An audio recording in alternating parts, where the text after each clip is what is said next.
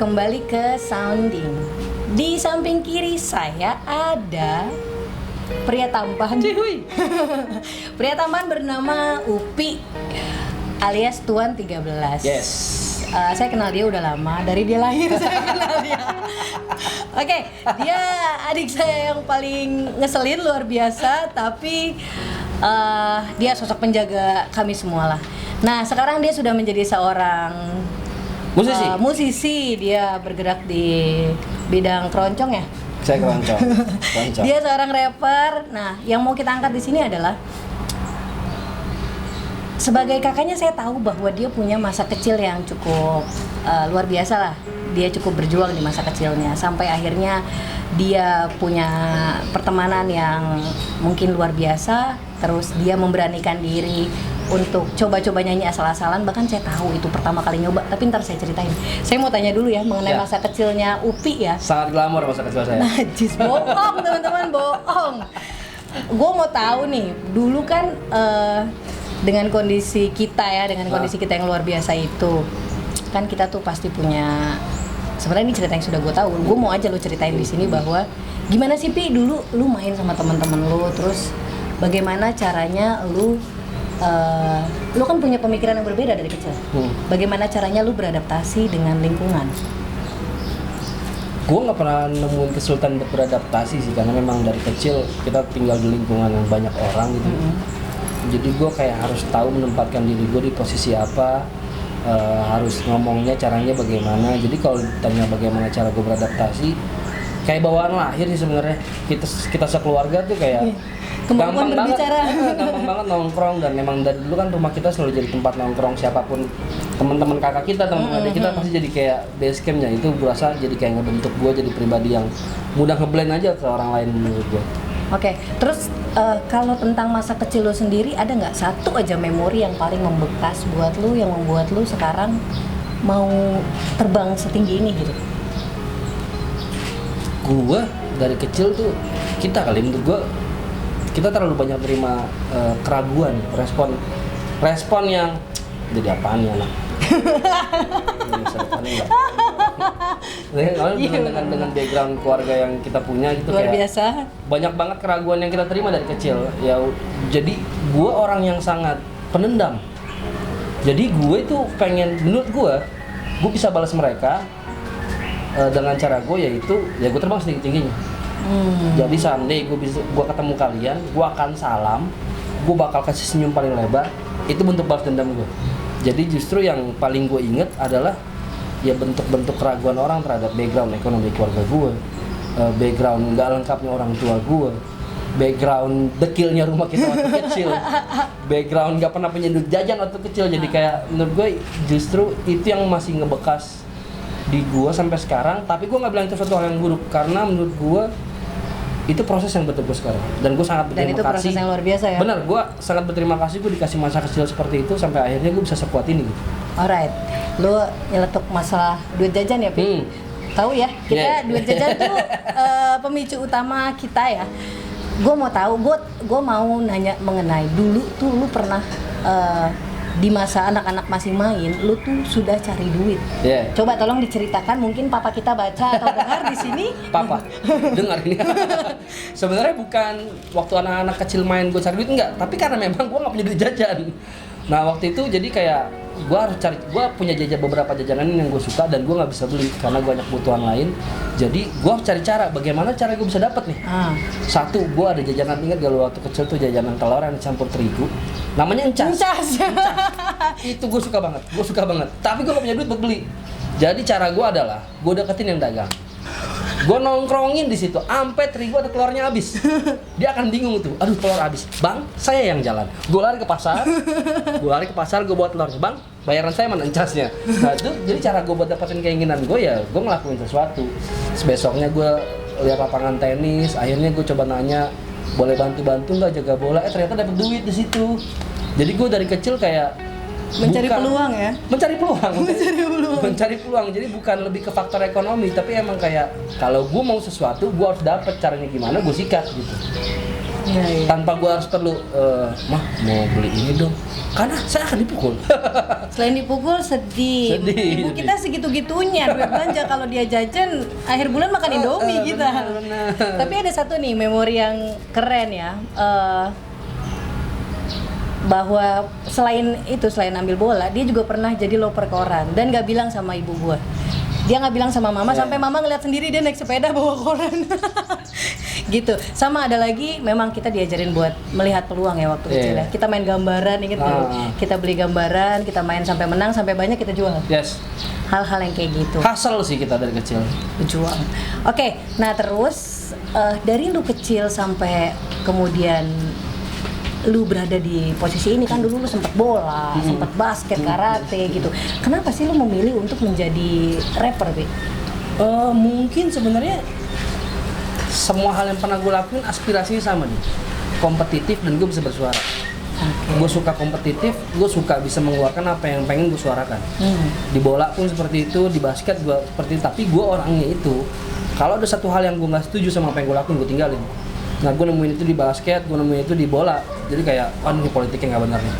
Oh, sistem. Gue harus ikut sistem, gue nggak mau ada politik di dalam gitu ya. Di mana gue nggak bisa jadi apa yang gue mau karena terbentur aturan-aturan yang berlaku. Sampai akhirnya gue nemu platform namanya musik. Menurut gue kayak, ya kan lu tau gue dari kecil suka aneh lah, suka nulis gitu kan, suka dengan tulisan lo yang bagus banget. banget kayak dokter. Nah, begitu gue ketemu musik, khususnya hip hop, rap, gue nemu kayak, wah kok ini apa yang gue tulis kemarin bisa jadi satu bentuk yang baru gitu, bisa jadi satu bentuk harmonisasi di mana apa yang gue omongin bisa gue masukin ke situ. Jadi sebenarnya musik tuh untuk membuat lo didengar. Terapi, bukan buat gue didengar, tapi biar gue bisa bersuara. Didengar apa enggak itu bonus. Jadi emang basically musik ya terapi gue sih. Semenjak gue kenal musik kayak gue jadi kurang destruktif lah. Kalau misalnya sebelumnya lu tahu gue nindik kanan kiri gitu banyak, atau pakai jangka gitu. Ganti-ganti warna rambut. Melakukan banyak hal bodoh. Begitu gue ketemu musik, gue kayak punya tempat sampah baru sih. Jadi apapun komplain gue sama dunia, ya gue tuangin aja di situ. Itu sih kenapa gue memilih akhirnya bermusik. Kalau rap, kan lu bisa nyanyi pop gitu, Bi. Menarik. Jadi dari semua jenis musik yang ada di dunia, menurut gue, rap itu salah satunya platform musik yang punya space lebih lebar untuk menyuarakan pendapat. Jadi gini, misalnya kita ngomongin pop, di pop itu satu verse gue mungkin cuma bisa bersuara 24 sampai 30, ini by riset ya, 24 atau 30 kata. Tapi di hip hop gue bisa 80 sampai 100. Jadi bayangin gue bisa nyeritain sesuatu lebih sangat detail, hal-hal yang mau gue utarain jadi bisa lebih banyak. Nah itu kenapa gue suka sama rap. Dan begitu gue dengar pertama kali itu kayak empowering gue itu loh. Gue jadi kayak, ayo deh apaan deh, maju deh gitu. Jadi kayak, ayo deh gitu, kayak spiritnya tuh lebih dapat gitu pas gue di hip hop. Oke. Kalau icon favorit lu hip hop Indonesia siapa? Kalau Indonesia masih Iwake sih. Iwake ya. Iwake. Wih keren dong, berarti lu sepanggung sama icon favorit lu dong. Legend dong. Yang lo tahu kan keren dan sepanggungnya doang, yang lo nggak tahu dan kalau gue gemeteran. Jadi aku mau cerita sedikit mengenai ini ya, mengenai proses dia. Proses dia ada di dalam dunia tarik suara. Bicara tanpa jeda itu. Gue lihat banget proses dia itu dulu pertama kali dia take, tahu nggak pakai apa? Pakai mic mereknya Toa. Itu hadiah ulang tahun saya buat ibu saya 5 tahun sebelum dia nyoba. Jadi mic itu kadang hidup kadang enggak. Terus kalau dan nyetrum jangan lupa nyetrum. Dan nyetrum. Jadi solusinya dia gulung pakai kaos kaki, dia karetin. Terus dia secara kan dia agak sensual gitu kan. Kalau bibirnya kena tuh gemet gitu. Nah dari situ ya Pi ya, dari komputer yang satu kali coba bikin lagu nge-lag, gitu dari situ. Nah Pi, kita mau ngebahas mengenai ini loh. Sekarang ini banyak banget teman-teman itu yang merasa bahwa mereka tuh tidak bisa menjadi apa-apa, gitu. Orang-orang yang merasa bahwa orang-orang yang menjadi sesuatu itu adalah orang-orang yang sekolahnya tinggi, orang tuanya harus kaya gitu, harus punya fasilitas yang luar biasa. Nah, gue tuh kenapa ngajak lo di sini mau membuka perjuangan bahwa semua orang berhak menjadi apapun yang dia mau gitu. Maksud gue, bisa nggak sih lo menjelaskan itu? Pernah nggak sih lo ada di titik dimana lo ngerasa bahwa gue kayaknya akan jadi apa-apa deh karena keluarga kita yang seperti ini, karena kondisi ekonomi yang seperti itu. Pernah nggak dari posisi itu dan bagaimana cara lu buat keluar dari sana? Gue rasa semua orang pernah ada di titik paling bawah dalam hidupnya sih. Oke. Nah waktu itu cara gue mengatasinya mungkin, gue orangnya gini, kalau gue sudah suka sama sesuatu, entah itu berhasil apa enggak, gue akan tetap ngelakuin itu karena menurut gue itu salah satu yang gue bilang itu terapi gue gitu. Itu terapi gue untuk tetap jadi manusia. Jadi ini berhasil apa enggak, mungkin gue akan tetap suka sama musik ini gitu. Jadi kalau waktu itu gue ngakalinnya kayak, ya maksudnya ya kalau sekarang ya alhamdulillah udah punya rezeki lah buat beli susu anak. Zaman dulu gue harus jual mic gitu buat bayangin gue harus jual mic buat beli susu anak, terus gue laporan sama bini. Ya kalau misalnya orang normal kan pasti ya lu berhenti lah, cari kerja lah yang bener lah. Ya alhamdulillah gue dikelilingin sama orang-orang yang percaya sama kegilaan gue gitu. Nah, tapi yang bikin gue waktu itu kayak pengen tetap ada di sini adalah waktu gue jalan sekitar tahun 2013, 2014 gitu, gue bikin satu lagu. Itu gue bawain di Tangerang live gitu ya. Nah setelah gue selesai manggung, ada satu orang yang nyamperin gue.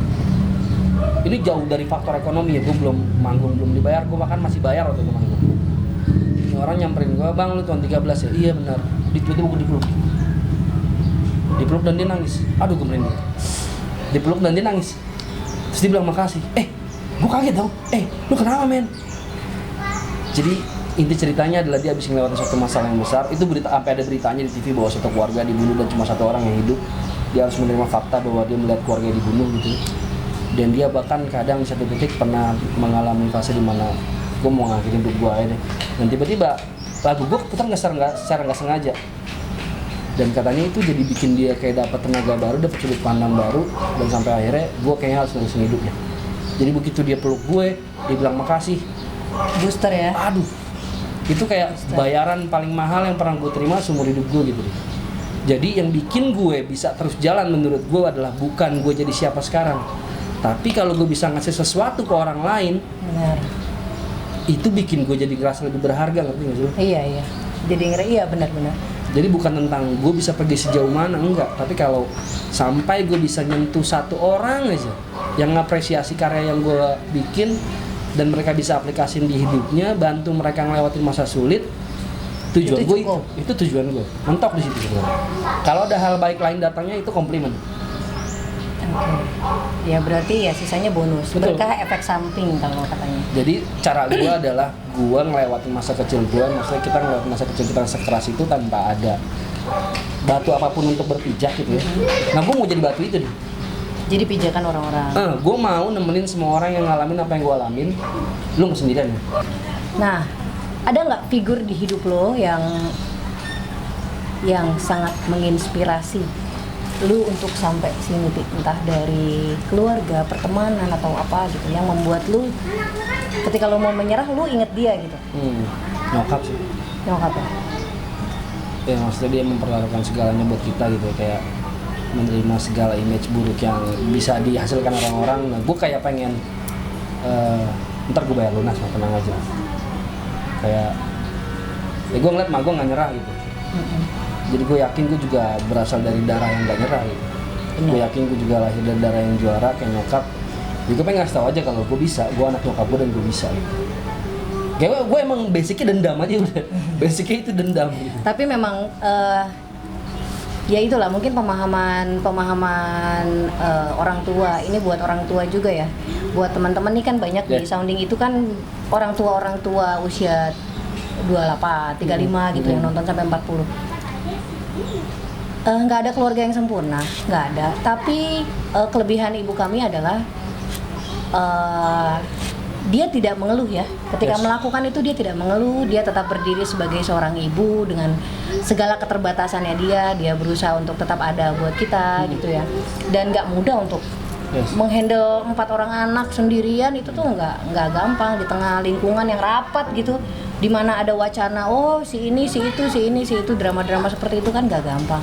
Jadi buat ibu-ibu di situ yang ngerasa bahwa rumah tangganya tidak berhasil atau kamu berjalan sendirian, contoh ibu saya, dia keras banget asli ya Be. Dia keras banget, bukan berarti kalian harus menjadi keras, bukan, tapi prinsip yang saya ambil banget dari adik saya adalah saya pernah gagal menjadi anak karena menurut dia bandel banget, tapi dia nggak mau gagal menjadi seorang ayah. Yes. Gitu. Jadi fokus ke sana. Ketika keadaan sudah tidak bisa diperbaiki,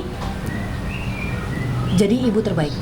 Jadi ibu terbaik yang benar gitu, bukan cuma sekedar baik yang melegalkan semua, yang memberi semua, bukan, tapi lebih ke pemahaman nilai itu yang anak-anak butuh. Sampai kami semua sekarang bisa sampai setinggi ini gitu. Nah, Pi, dalam waktu dekat nih mengingat pandemi nih, kira-kira akan konser di negara mana, Pi? Negara Jakarta namanya, dengan protokol kesehatan yang ribet. Tapi kalau untuk off air gitu Nggak, baru ada mungkin paling cepat 2021. Jadi di 2020 sampai akhir tahun kerjaan gue masih streaming gitu. Online? Masih online. Jadi lu nanti manggung di studio gitu? Di studio, teman-teman nonton dari rumah. Kalau gua mau ngeluh sih ya ngeluh, karena emang soulnya nggak ada kan. Karena Iya, kan euforianya manggung beda. itu kan, manggung itu bekerja dua arah kan. Gua ke Bonding. penonton, penonton ke gua.